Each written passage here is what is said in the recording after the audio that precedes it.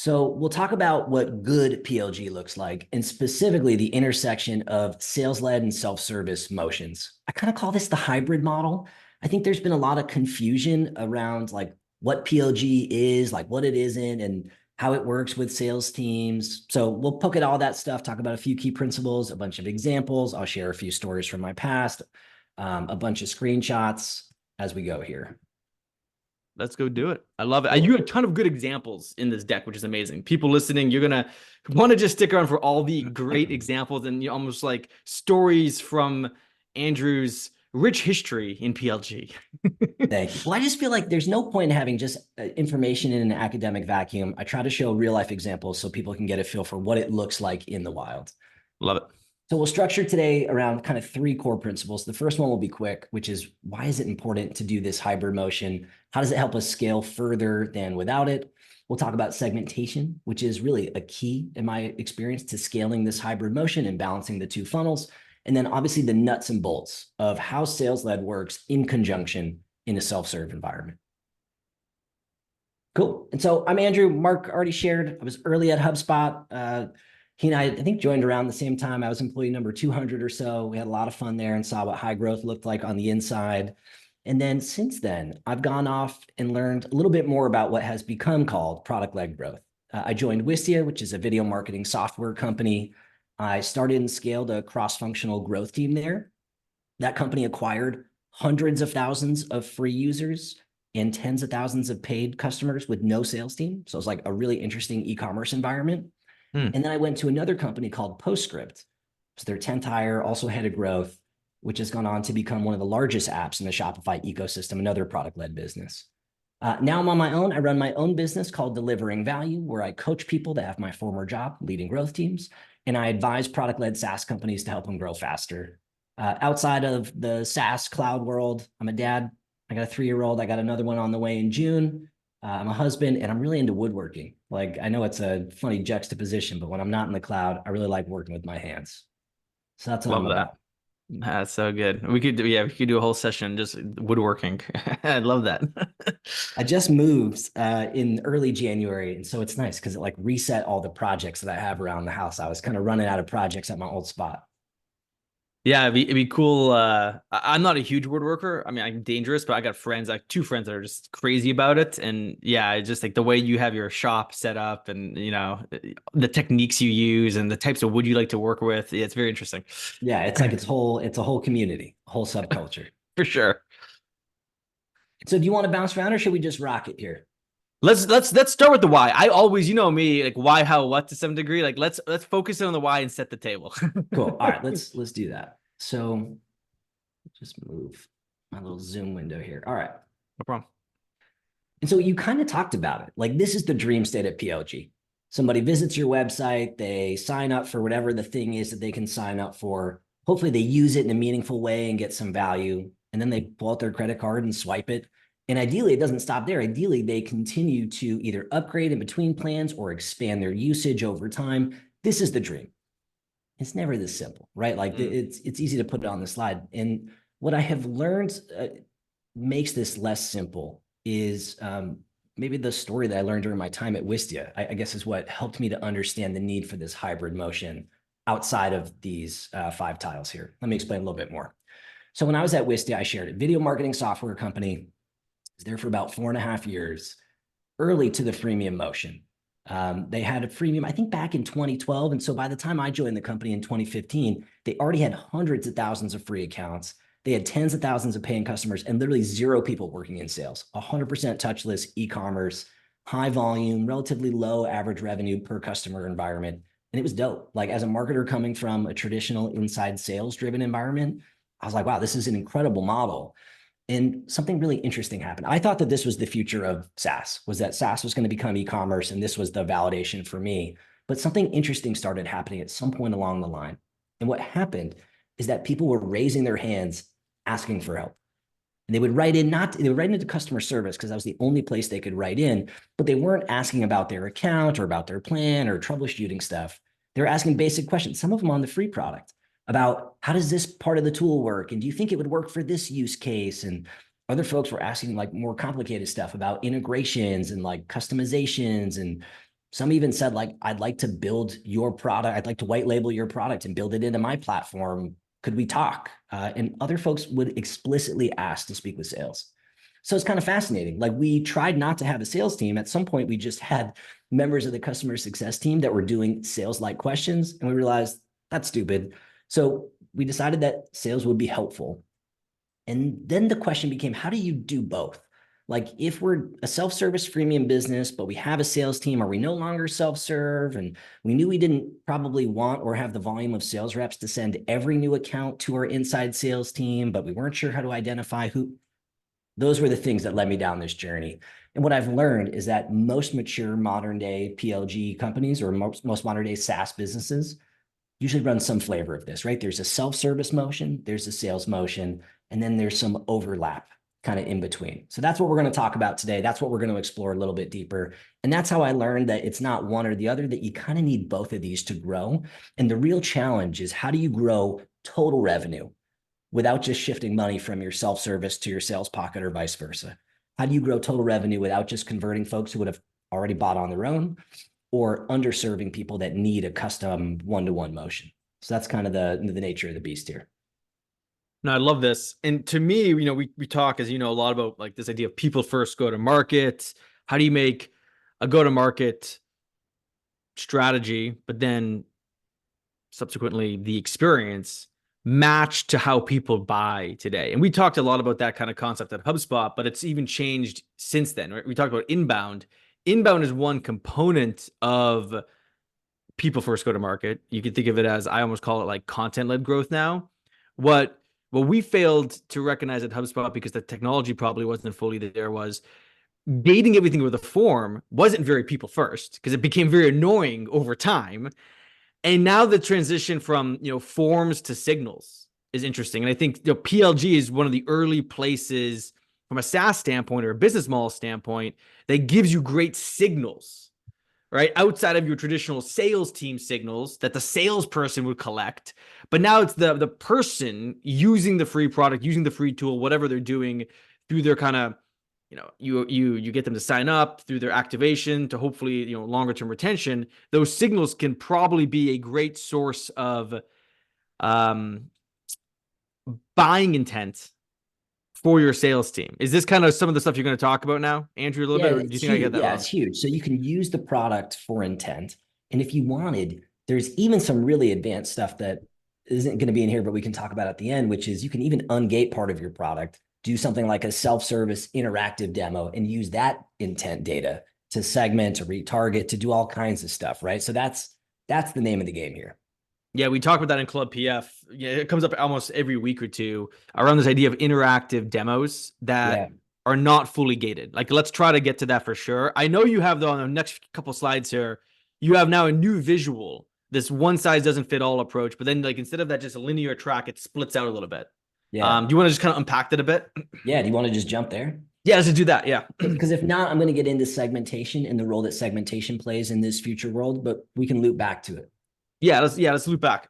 So let's do this.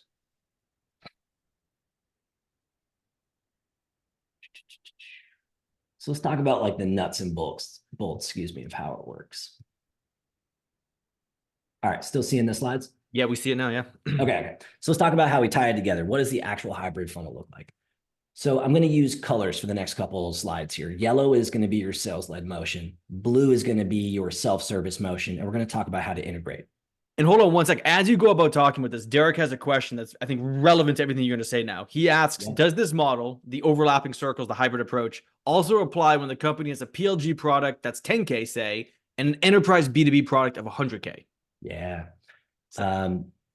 Yes. Although, is that the same product in this example, Derek? Like, is it the same product and a different tier, like different packaging and pricing? Or is it like product A and then a totally different product? Yeah, different products. Yeah. Yeah. So I think you can have, let me just think about that for a second. I think if you have totally different products, I think you could have ways that one becomes a feeder for the other using like intent data and kind of like typical product-led segmentation and activation and engagement principles. I think could help you to grow either revenue within existing plans or increase the likelihood that someone upgrades from plan 1 to plan 2. But I think for folks that are coming in your enterprise B2B product for 100K, probably that's your sales led first model with maybe some components of product led as a nurturing activity. That's like I what I've seen. Go ahead, Mark. Yo, sorry, go ahead. I was just going to say that's what I've seen most common for big enterprise level businesses that like want to do PLG. What I have learned is that when you launch like a free trial or a free motion or whatever it is, it ends up being that someone's in the sales process, like kind of disengages in the sales process, engages in the self-service thing, and then comes back to the sales-led process. So I've seen it to be a nurturing activity more so than a revenue generating standalone activity at that price point. I definitely have seen that too. He says it's different but complementary products. I actually think this is where interactive demos can make a big difference too. So we'll get to that as well. But like, I think that's like the marriage, you know? Yeah, for sure. All right, so we got yellow, which is sales-led, blue, which is self-serve, and we're going to talk about how these play together. So this, I'm going to oversimplify because it's easy to complicate and it's harder to simplify. So if we think about the traditional sales-led experience, it's some flavor of this. Somebody's on your site, they sign up for some type of sales-led offer, a demo, a price quote, maybe they click the get in touch button, something like that. There's some qualification on the marketing, and then on the sales side, maybe there's an opportunity stage in there. But at some point, if there's a product-led offer, there's going to be some kind of one-to-one activation experience, hopefully a one-to-one purchase experience, and likely a one-to-one upgrade experience. This is the HubSpot that I worked at back in 2014, whenever Mark, or 2011 to 2014, right? This is kind of the environment that we came from. But when we think about freemium, when I went to Wistia, it looks basically like this, 100% self-service. People would visit the website. This is that e-commerce engine I talked about with a little bit more detail. Someone visits the website, they sign up for the thing, whether it's a free plan or a free trial, reverse free trial, whatever it is.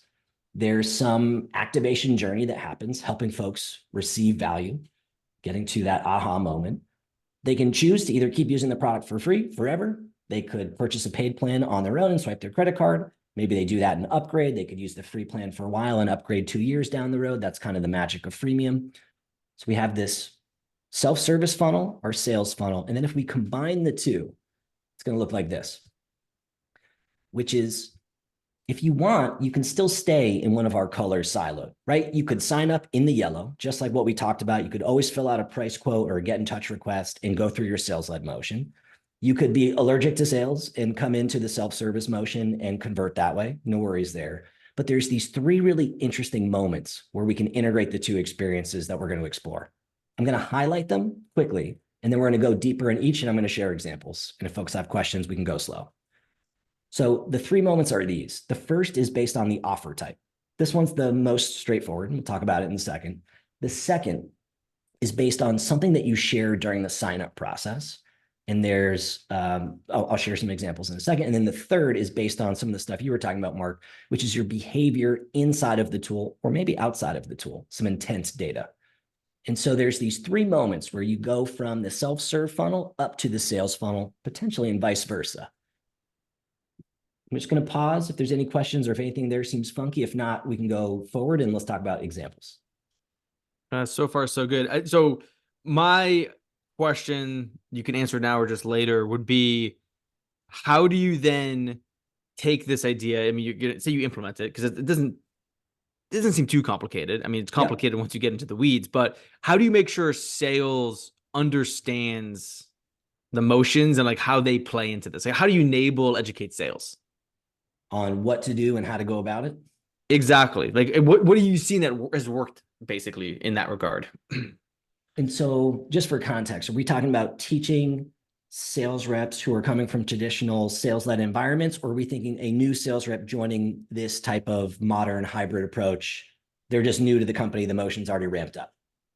I would say someone who's more traditional and has typically only ever followed up with the demo request, the hand raise, explicit hand raise done outbound, right? Some, they don't know a lot of outbound.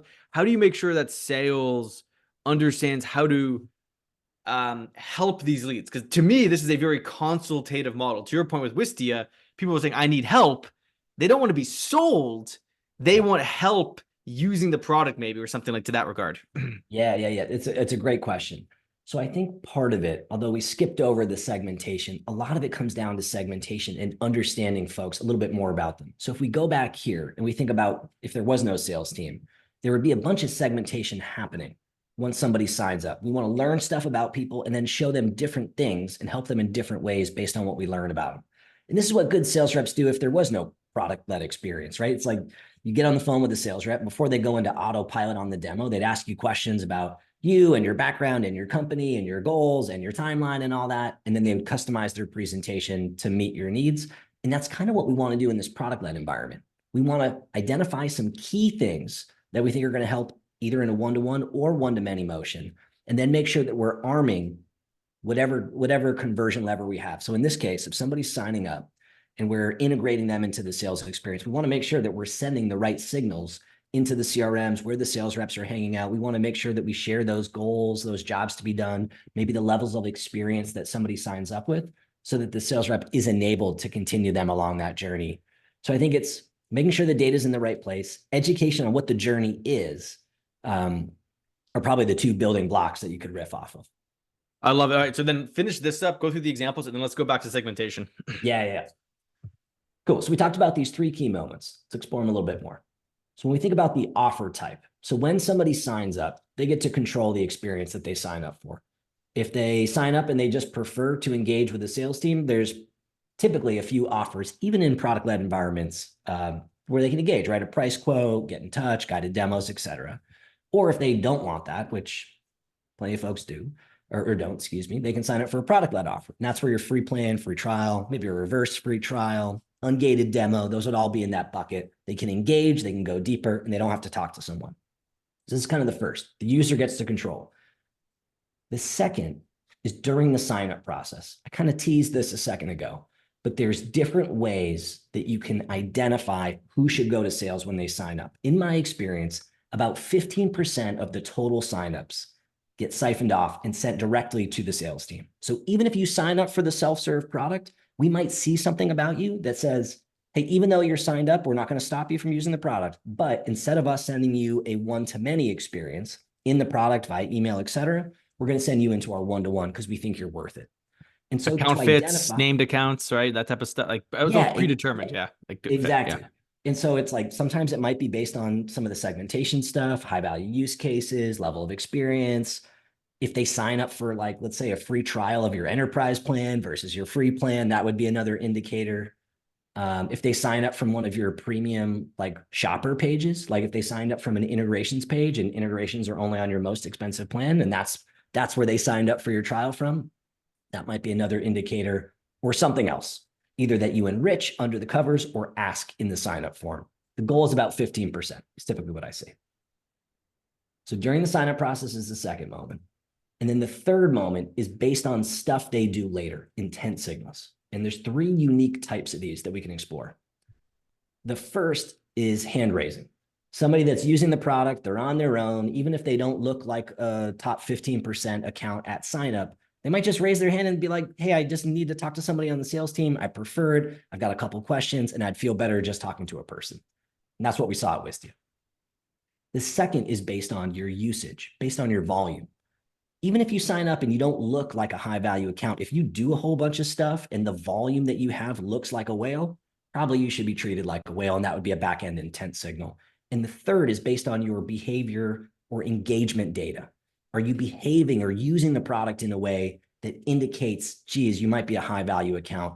And those would be 3 different ways that your in-product usage or behavior could correlate to buying intent. And that would be the types of stuff that you would send directly to your CRM to empower your team.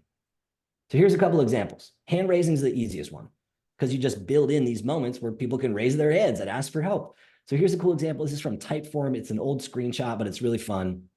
And it's literally the first thing that you see when you sign up. Hey, thanks for signing up. Do you want to fly solo and explore on your own? Would you like to raise your hand and ask for a little bit of help? I think Pendo also does this today, or it used to do this today, where the first thing you would be asked when you signed up is, help us help you. How do you like to explore new tools? And it allows you to choose your own adventure. On the usage-based side, this is actually an old screenshot from work my team did at Wistia, where there's a certain number of videos included on your free plan, and based on how quickly your cup overfilled, so to speak, we would potentially put you in our usage-based PQL program. You could also do this if you have usage limits on your plans.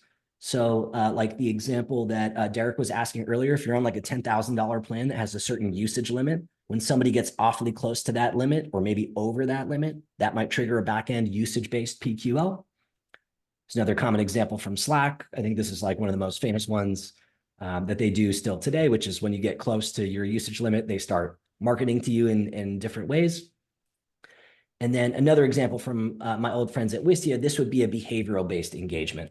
So from time to time, you'll see different software companies will offer you free trials of their more high-value plans. And when you engage in those, usually on the back end, what it does is it shows high intent and it triggers some action or outreach from the corresponding team.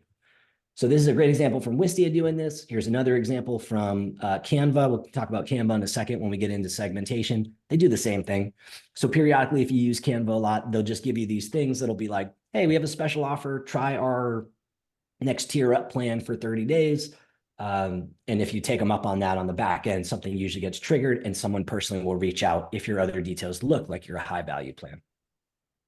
So hybrid motion basically looks like this. 3 moments where we can integrate the 2 funnels. The user has control over a lot of the experience, but we do enhance the experience for folks that we think might find value in it or might need it. And if you do this correctly, what I've personally seen is this in terms of outcomes. In a given month, what I have typically seen is in terms of total number of new customers, like if we're talking about a high volume environment like the one I worked in Wistia or at Postscript, typically what it looks like is this, which is in a given month, sales should account for about 20% of the number of new customers. If you got 100 new customers in a month, the sales lead should be about 20 of those customers, and the other 80 should pull out their credit card and buy touchless on their own if you've created a good experience and you've got good balance. But in terms of revenue is where it gets interesting because it usually flip-flops. Because those, and this is only for new accounts, not expansion and upgrades, but for the new accounts, sales is only talking to the whales, right? So it makes sense. They're bringing in a whole bunch of the revenue. A lot of the smaller, product-led opportunities eventually grow into larger ones and they grow and expand and all that good stuff. But when they're brand new customers, usually they're a lot less revenue. So this is kind of a good overview of the high-level model here. Yeah, this is awesome. Let me know if there's any questions, folks. We can feed them to Andrew. I'm taking a note down. This reminds me of like the intersection now of partner-led growth and sales-led growth, which is more like outbound, if you will, right? Yeah. And then there's community-led growth, if you will, and product-led growth, which is more like inbound, right? And those two things both intersecting with one another. Right. And I'm saying this because you also, though, before you get to the free product, like you need top of funnel traffic. You need something. So like, quick question on that. Like that ultimately is probably never really the responsibility of a PLG team. Someone else has to get enough traffic to generate that sign up volume. Like any thoughts on that? Or yeah. Typically, but where it gets a little fuzzy is, let's say like Canva is probably a great example, or Airtable might be a great example, or even Miro is a great example where they have these template marketplaces. And so it's like templates are great for PLG because people can sign up and use them, and it creates this nice virality loop where you can have user generated content and you're creating content to help other people to use your platform. But typically, it's also a huge long tail SEO opportunity. And so there's opportunities for collaboration there. But yes, typically you would think about a little bit of a handoff moment between generating the right type of traffic and then kind of the commercialization of that traffic. With a lot of feedback loops and like collaboration, I suppose. Yep. Well, that's awesome. No, this is a super good visual, very easy to understand. Yeah, let's go to segmentation now because Cool. that ultimately is going to probably make or break a lot of the 80-20, 20-80 revenue pie charts you just kind of showed, right? For sure. All right, so let's talk about scaling and segmentation. And so I think about this as a building block to integrating those two experiences. And it actually might make more sense going in the order that we did. So everybody knows this. You can't treat everybody the same, right? There's all these different offers in a product-led world. You've got, free plans, you've got free trials, you've got free trials that convert into free plans. You've got these different use cases that people sign up with and different preferences. And so we need to treat people differently based on what we know about them. But what stuff is important? And so we know segmentation needs to happen in some way, shape, or form, right? In marketing, we know this. We don't run one campaign. We don't run one ad grouping. We experiment. And what we learn is that over time, the more segmented we become, usually the higher we convert. And in sales, you kind of learn the same thing. And so the question becomes, what are the best ways to segment? And my teams went down a rabbit hole here. We tested vertical, title, persona, industry, revenue, team, company size, geo. Like we literally did tests against all that stuff. And we wanted to see which ways to segment would be the most impactful from a conversion standpoint and also be the most actionable. And where it led us was down this road, which is that the two most powerful levers that we could pull to segment in a product-led world would be by use case, which I sometimes call job to be done, or by level of relevant experience. And these are good because one, huge differences in conversion rates, and two, super actionable. Just pausing in case there was any questions. Okay, cool. No, that's just I'm just thinking like that's very interesting. The first one I knew about, but level of experience, that's interesting. Yeah. So we'll go deeper. Okay. So if you think about use case or job to be done, people sign up with all these different reasons. And if you can surface those, ideally you can treat them differently in the product, via email, with your tours, with your checklist, with your sales experience, et cetera. And that should lead you to more conversions. And sometimes it even aligns really nicely with different plan types. And that was kind of Derek's question earlier, is like, is there a different model here for 100K versus a 10K product? And probably. And sometimes this aligns nicely and sometimes it's not quite perfect. And so if we segment by job to be done, the main question is, how do you figure out what your jobs to be done are?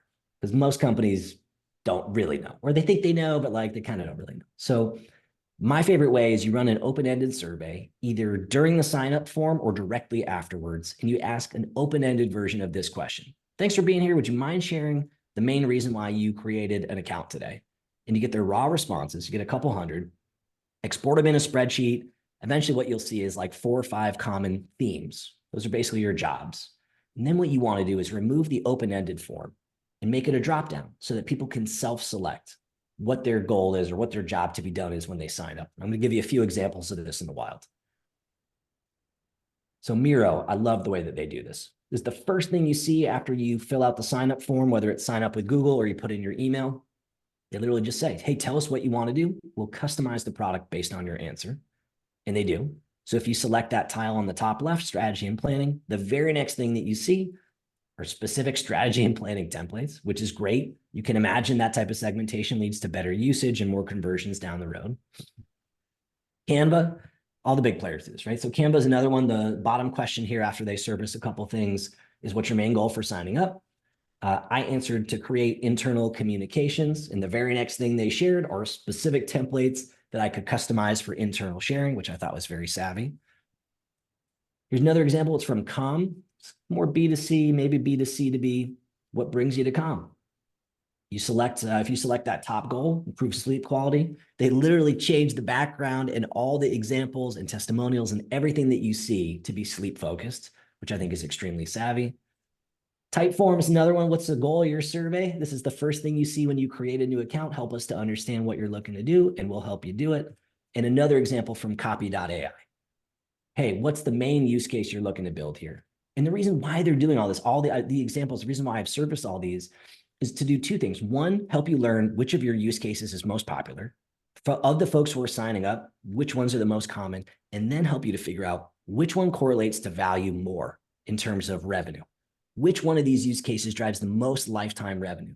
Because the ones that sign up that are really, really high, those might be part of the 15% that you send straight to sales. And this is fantastic. If you're able to do this with your product, this is fantastic from a marketer standpoint, specifically product marketing, to help you then better articulate value through messaging and copy based off of this data and information.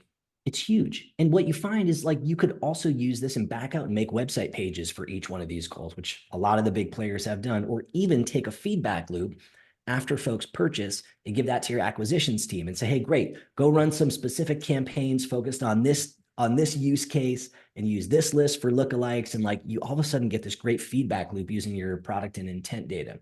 So that's why I like jobs to be done in the goal section.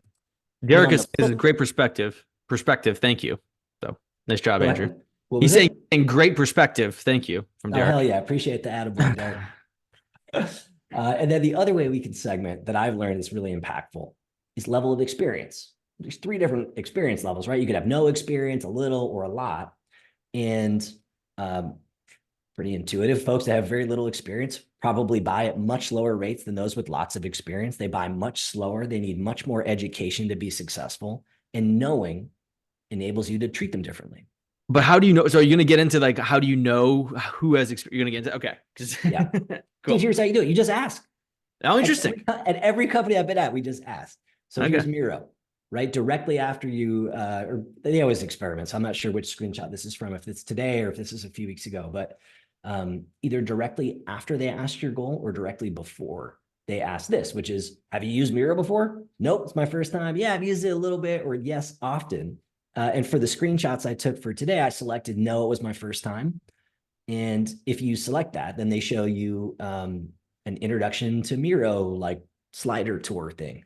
And then just to be sure, I signed up again and I did it as an expert. And it was like much more contextual guidance that probably a beginner wasn't ready for. So I love this. Hmm. Copy.ai does the same thing. This, if you're in an industry like in the AI space where everything's new and people, it's like the use case kind of determines how successful you are in the product, because a lot of people don't engage in the product because they don't know how to use it. Service in this is everything. And so they do the same thing. They ask, have you used generative AI before? Oops. Yes, I've used it, or no, I've never done it. I've like done it a little bit, or I use this all the time. And then they treat you differently. They show you different educational resources. They suggest different help videos, different examples, different testimonials based on what you share. And then Shopify does this too. And the whole goal is because once you understand someone's use case and their level of experience, you can provide a ton of value on their terms and determine where you should prioritize. And then, as we talked about, like integrating with the sales experience, some of these use cases you just siphon right off to sales at the moment of sign up, because you know if they sign up with this use case and they have a lot of experience, then sheesh, pretty high likelihood that they're going to buy, and probably buy one of our high value plans, and probably going to have some custom questions that our team needs to be ready and prepared for. And this is some of the ways that you can use product data and product led data to enhance the sales experience and use that product data to sell more and sell faster, ideally. Love this. So each of these will take someone down a different path. Yeah. And after that initial onboarding, have you seen them be used for anything else? The goals and things like that.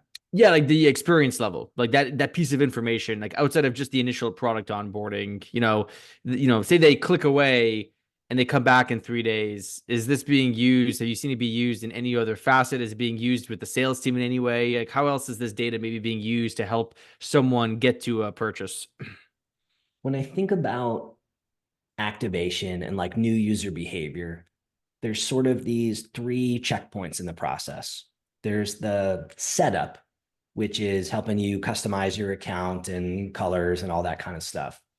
There's hitting the aha moment, which is getting to that first value for the first time, experiencing value for the first time. And your journey there is going to be different if you're new versus if you're very experienced. It's going to be a lot faster if you're experienced. And then ideally, onboarding as one more step, which is helping someone experience that value again and develop a habit or increase their behavior over time. And so I've seen it be really helpful in that journey. And it's going to take a lot more prodding and encouragement and examples and documentation to get to that habit formation step than not. But no, once somebody's at that habit formation step, typically they grow out of the beginner into like the more intermediate level.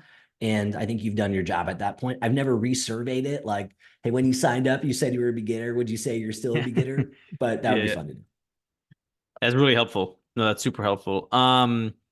Question: after someone engages in a journey and buys, do you also set up journeys that help them mature from the current level of experience to a higher level of experience? So after they buy. Not in that exact way, but in a different way. Yes.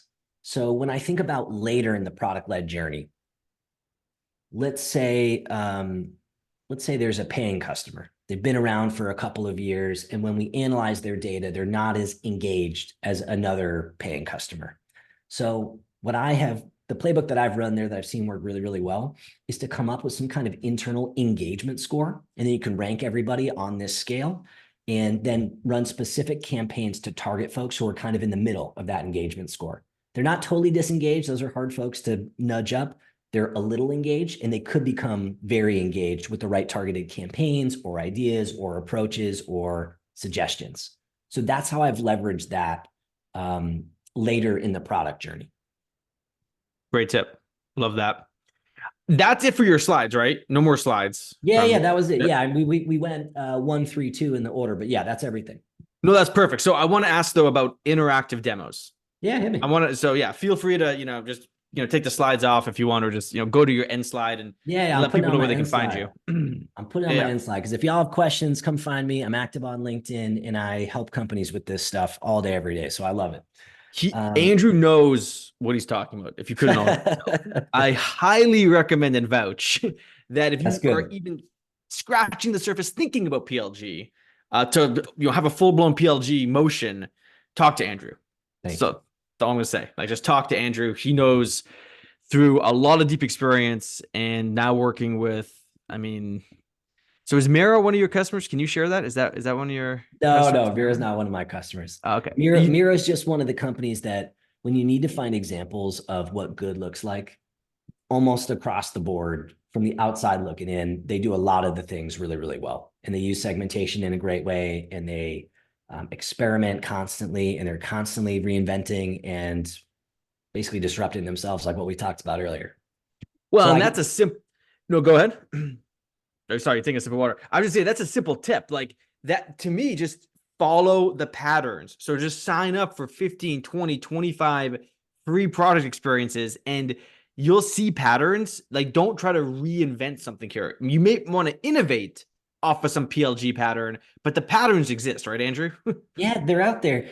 If you look at the big mature players, those are the ones to pattern match off of. Every small company has the linear thing. It's like they might have a free plan or a free trial. Maybe they've even done a little bit of onboarding work. A couple people have bought it and they're not sure why. And the reason why is because they have this one size fits all thing, but they don't know how else to build it, right? Or they're stuck debating how do we segment? How many different things should we segment? Who do we prioritize when we do segment? And that's kind of why I structured the content today the way that I did.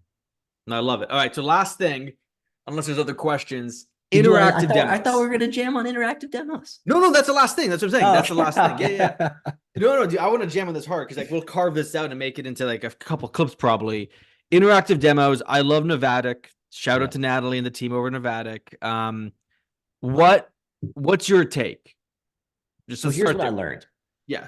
As the person directly accountable for the results of the product led motion, I was frustrated because what I saw over and over is about 40 to 50% of the people that signed up didn't do anything. Like every Friday, my team would watch a bunch of new signups. We'd get in a room, we'd pull up full story, and we'd watch 20 people go through the onboarding process.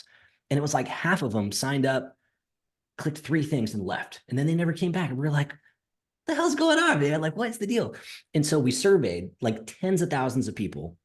We got 2 responses. The response was like, it's so hard to engage people that aren't, that are already disengaged. But the responses were basically, I just wanted to see the product. You had some screenshots. I wanted to see it in action. I wanted to see the user experience. I just wanted to poke around. I'm not ready. I don't have a video today. I'm not ready to buy tomorrow. I'm doing some research for something that I might be interested in 2 months from now. And we were like, oh, that's kind of interesting. And so it was like we had this issue because we had all these signups. It was clogging, it was messing up our data. There was so much noise in the numbers, and we had a hard time modeling out what we thought our month would look like from a revenue standpoint. So we were like, shoot, what if we just ungated parts of the product? We could make different versions of the ungated experience based on the use cases that we think are most popular. And let's just put it on the website and see what happened. And so we did that at Wistia. And what we found is the total signups went down, but the number of activated accounts actually went up. And so we're like, shoot, this had an unintended benefit of actually helping people build momentum in the product before they actually fill out the form and get into the product. That's pretty killer. And what happened is folks were writing in and saying, hey, that's like this experience is great. It's providing a lot of value.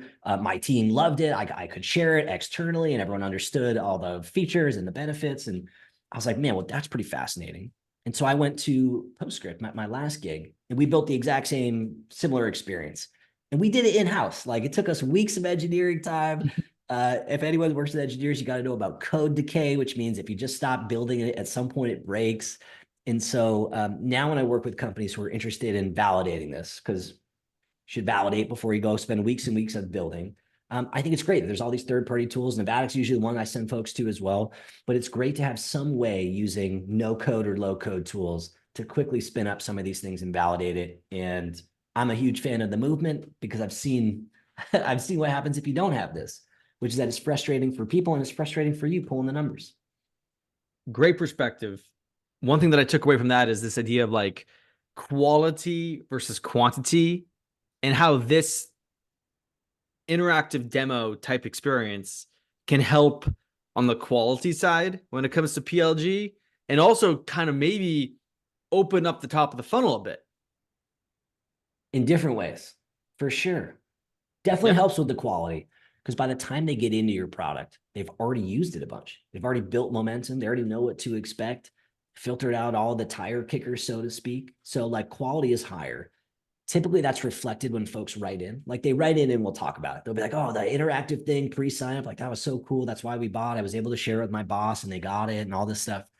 And yeah, on the acquisition side, you can use it for retargeting, for remodeling. It's a major touch point in the process. And it's a different offer for folks who want a demo, but don't want to talk to somebody or don't want it over the phone or don't want to be sold to. So a ton of benefits that you can use for, in other ways. Okay. Very interesting. Fantastic. Andrew, I don't think there's any other questions. I don't see any right now. Huge thank you for you putting this together in your time. And people can connect with you on LinkedIn. Check out deliveringvalue.co. There'll be a lot of people watching this on demand. So reach out to Andrew. Anything related to PLG, woodworking, he's your go-to. All of it, man. You want to make a new table? Let's talk. What's your favorite type of wood? I know it depends on what you're baking. So let's use the table as an example. Like, what would you love to make a table out of? Well, so I made a table out of black walnut, and it's it's my favorite thing that I've ever made. Black walnut's beautiful. It's expensive. But if you're making something for your house that you're going to use every day for many, many years, totally worth it. I have a new project coming up that I haven't started yet. Ooh. I'm going to try to get a live edge slab. I've done a slab before, but I'm going to try to get two slabs and book match them. So basically two pieces of the tree that you fold this way and you attach them so it looks like one seamless design. And I'm going to try to make that into a dining table at some point in my new house. Oh, that's awesome, man. Good luck with that. That sounds amazing. fun. Yeah, you could, I mean, yeah, you probably know more than I do. People listening, like, there's some big money in that stuff. It's people will pay big money for those types of tables. My friends all joke. They're like, what are you doing doing the tech thing? You should just go do that full time. But I don't know, maybe in a different chapter of my life. Fair enough. Well, congrats on the next kid. Thank you again, my friends, and everyone listening. Thank you so much. Have a great rest of your day, week, and we'll see you at the next one. Thanks for having me.